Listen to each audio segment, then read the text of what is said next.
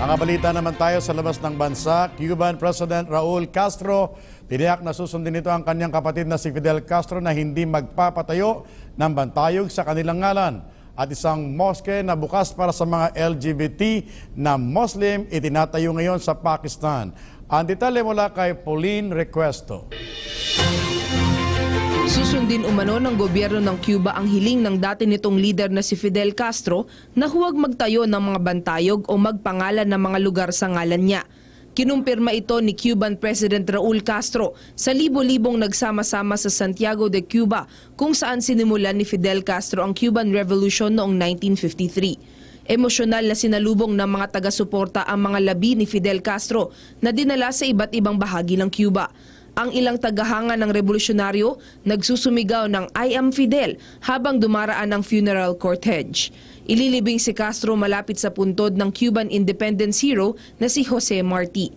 Isang mosque na bukas para sa lahat ng mga Muslim, anuman ang kanilang sexual orientation o gender identity, ang planong itayo ng isang grupo ng transgender sa Islamabad, Pakistan. Ayon kay Nadim Kashish ng She-Male Association for Fundamental Rights, nais nilang ipabatid na kahit ang mga transgender gaya nila ay mga Muslim din at may karapatang mag-alay ng mga panalangin sa isang mosque at mangaral ng Islam.